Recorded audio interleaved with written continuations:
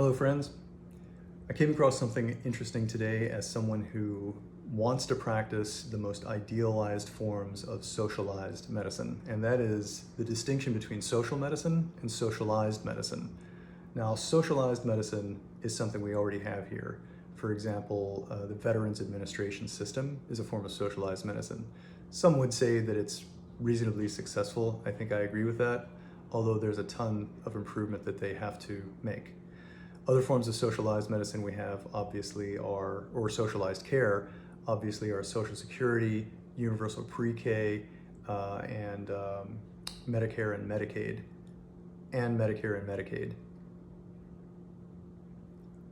Socialized medicine also comes in the form of Medicare and Medicaid, where the government allocates resources and subsidizes your care to make it accessible for you financially.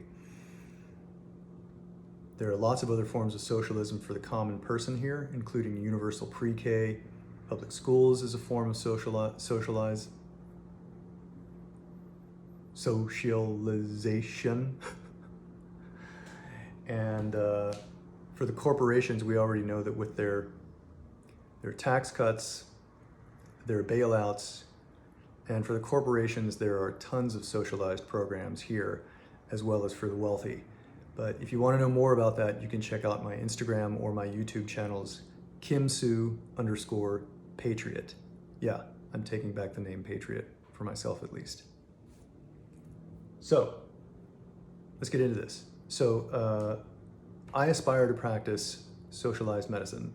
That definition, I'm going to get for you right now, is based on this right here, which is a system of social organization in which the means of producing and distributing goods is owned collectively or by a centralized government that often plans and controls the economy. So it can be by a government, but in my case, obviously I'm not a government. I am more like an owner. I own the knowledge and I give the knowledge to other people. I own the knowledge of how to help people heal themselves and to take care of themselves and to take care of those in their community. I also own the knowledge of how to administer acupuncture, how to diagnose injuries and how to make a treatment plan and help them to heal somewhat predictably. Predictably? I'm gonna look that up next. And the goods to which this definition refers is the acupuncture administration, the acupuncture treatment itself, along with whatever else I use in the treatment. It's the knowledge of movement for injuries, the knowledge of self-awareness and spiritual growth for healing from PTSD or PTSS. It's the knowledge of how foods affect our body and how our bodies react to foods in the healing from metabolic imbalances such as type 2 diabetes, high blood pressure, etc. And you can see, hopefully, you're starting to see how the ownership of this knowledge and the ownership of these techniques could be possessed by anyone, even acupuncture. It's really not difficult, but more about that another time. And if you want to know more about, even acupuncture is really not that difficult. But we all need and deserve to have this medicine, and the medicine does and should belong to the people. Now, socialized medicine is important to me personally because for a long time I have gone without health insurance. This was like long before Obamacare. And then once Obamacare came into being, once I could purchase somewhat subsidized health insurance, I found out that it was really pretty shitty. So for me, year to year, I save a ton of money being uninsured and just paying out of pocket if I need a physical or blood work or treatment for something. So far. I'm not recommending that you go without insurance. If you can get insurance for yourself, you should, for sure. But most of us experience American healthcare as largely inadequate, sometimes uncaring, often confusing, or just incomplete. And I really think that the solution is a socialized form of medicine built around our community, built around one's own knowledge or the knowledge shared by several people Each one, teach one. You ever heard of that? That's a great saying. And it really should be in every community. And that saying should be through every community, not just the Black community. That's a saying from the Black community. That's a saying from the Black community, and that approach should be throughout every community as far as I'm concerned. And that's the one that I espouse and try to adhere to.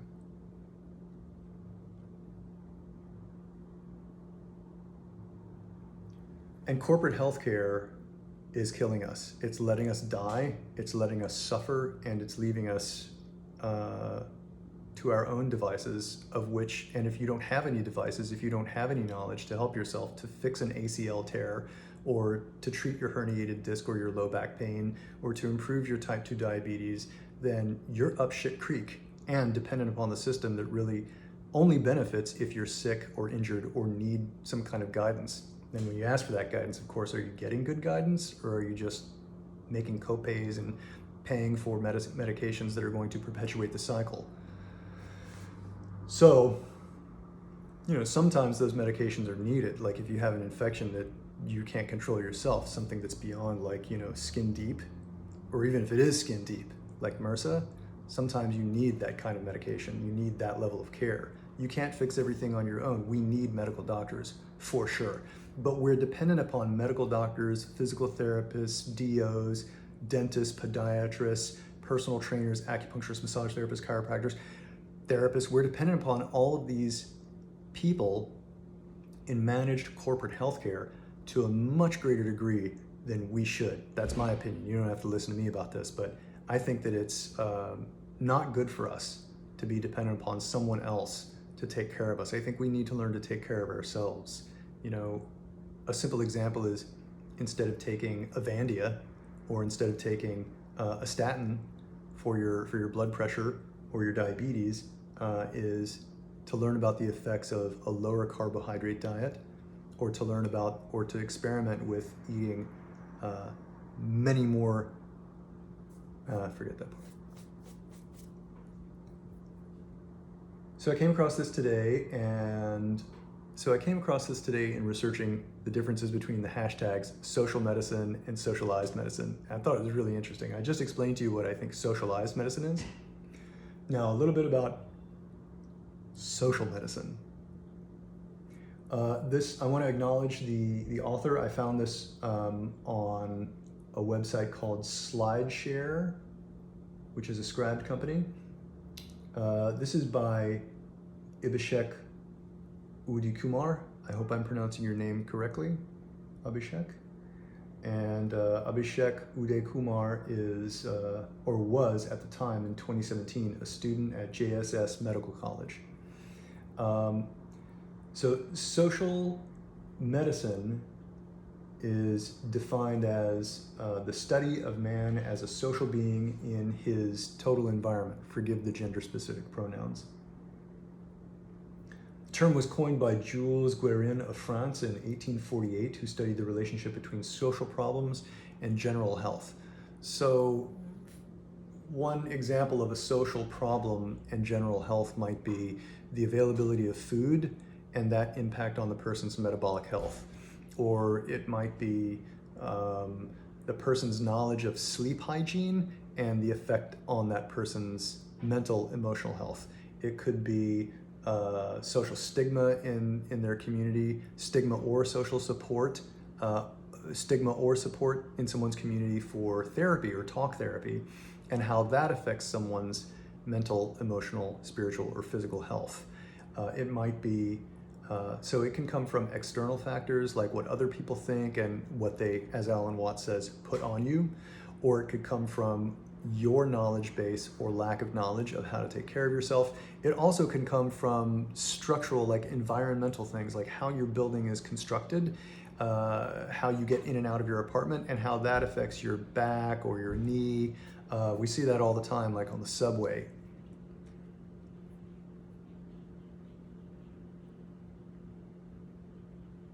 And social medicine is built with the idea that there are 4 pillars. That's social physiology, social pathology, which is the cause of disease, social hygiene, and social therapy. I'm not going to go too far into those though, but there is one thing.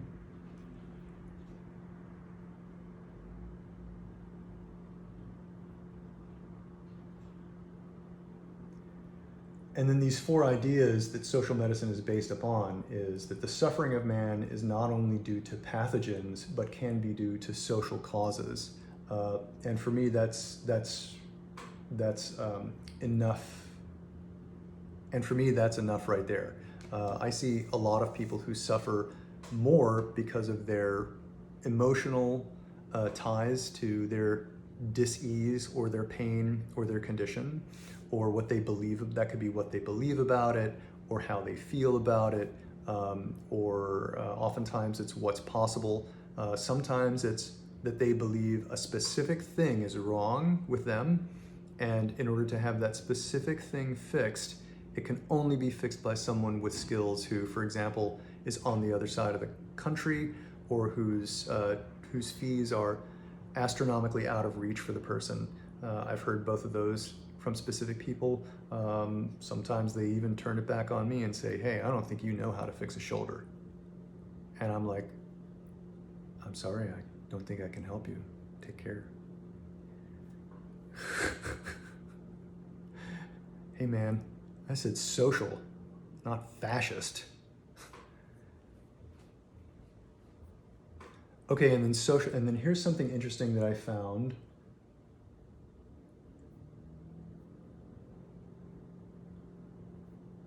And here's something interesting that I found in the Journal of American Medical Association. Am I saying that right? Is JAMA the Journal of the American Medical Association?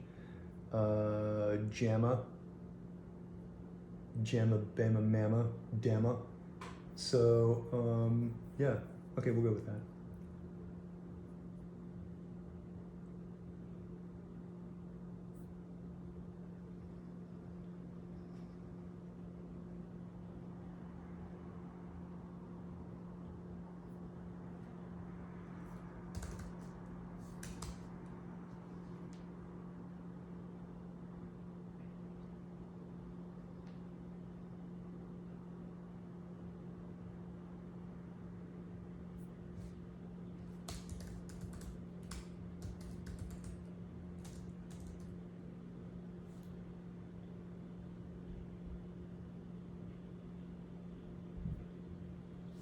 So here's something interesting I found in JAMA, the Journal of the American Medical Association. Now keep in mind, this is, for me, is the lion's den. But medical research definitely has its place. It's a resource that we should at least have a look at and know about really thoroughly, because if you're not informed, that leads to misinformation and disinformation. And when you're like one person dealing with another person, if you misinform that person, the consequences can be pretty big. I've seen it happen, unfortunately, and I don't want to make those mistakes again.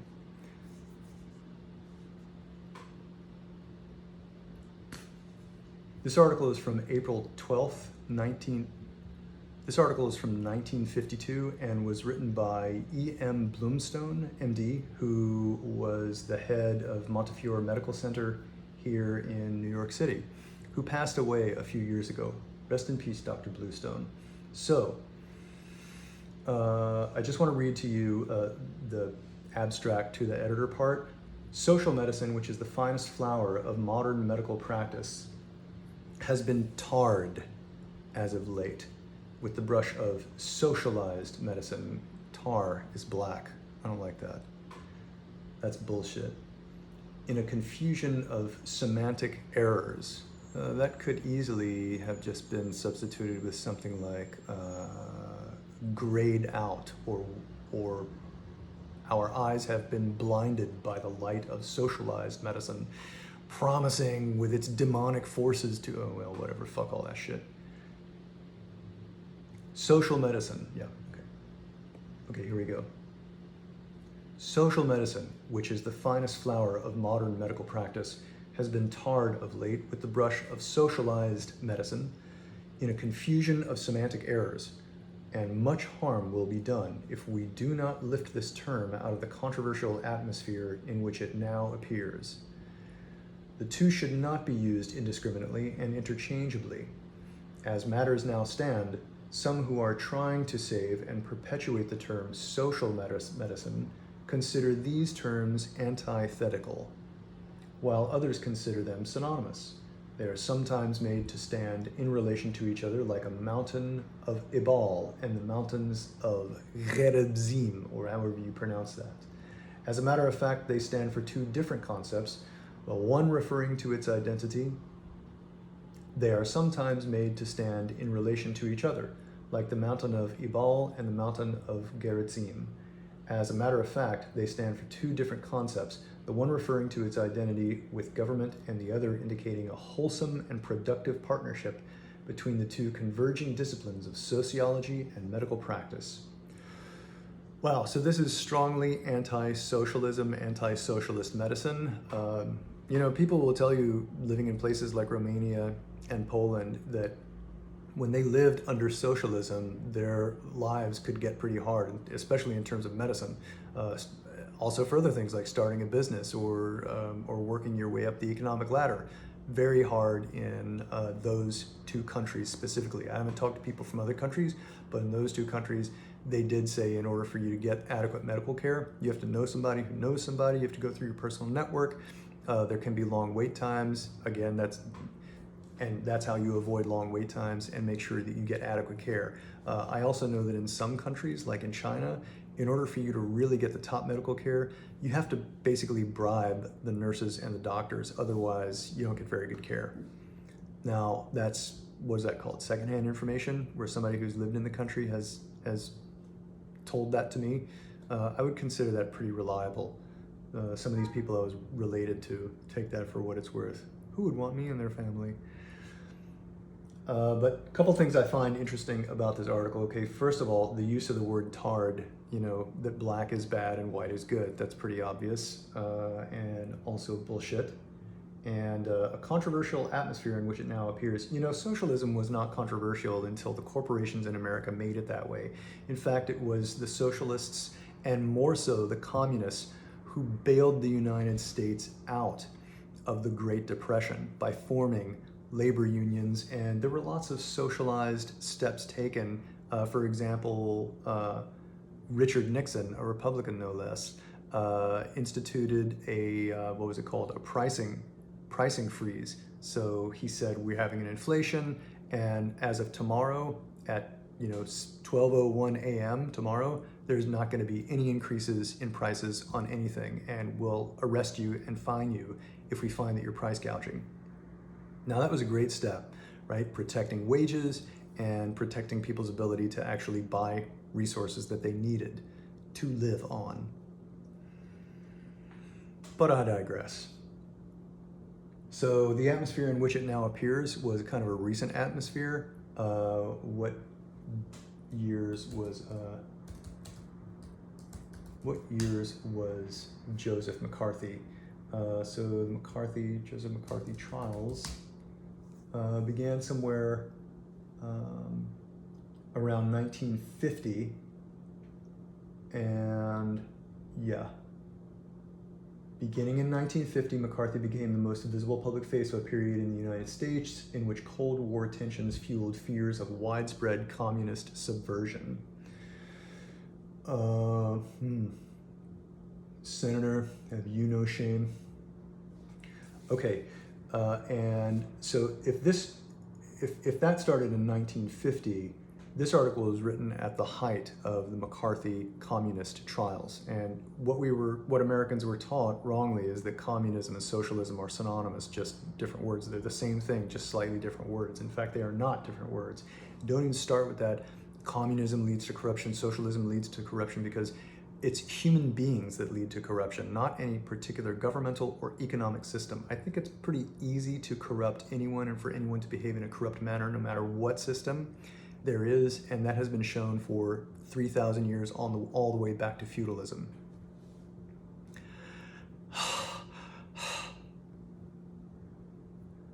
And the whole thing about social medicine, and socialized medicine being antithetical, and the controversial atmosphere in which it now appears just speaks to the fear that this person had about being persecuted as a communist or a socialist, or being associated with any of that.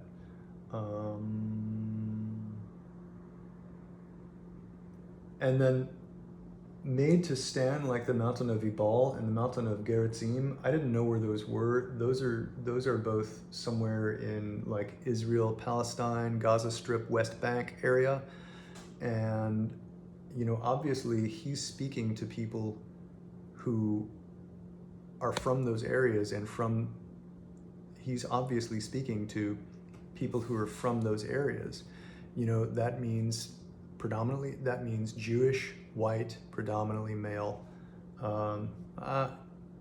maybe female too, but he's not talking to immigrants from China or from Mexico or other brown countries that helped build this country. He's not talking to black people who at the time were in the midst of a boiling cauldron of persecution that led to the civil rights movement out of sheer necessity of being able to survive.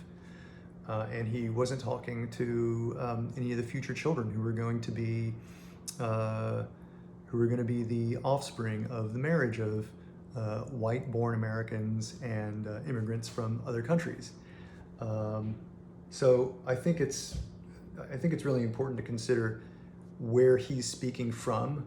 He's speaking from a white, predominantly Jewish background, and what he's talking about. He's talking about social medicine being the epitome of medical care and epidemiology. Thumbs up on that for me for sure. And socialism, which is antithetical to social medicine. That means that socialism leads to poorer public health, poorer health outcomes for individuals. And I don't agree with that at all. I'm practicing socialized medicine both as a movement coach and as an acupuncturist. And what I've seen is that it allows people who would not be able to get that care otherwise to pay a fee that permits them to get that care. Sometimes people pay less than $10 because that's all that they have that week. They pay more next time or the time after that or whatever. But the point is that, but good luck getting a physical therapist or your average like acupuncturist or chiropractor to see you for like $4, $7. That's just not gonna happen. But I think it should. I think every healthcare provider should dedicate a small number of hours to seeing patients on that kind of socialized medicine scale.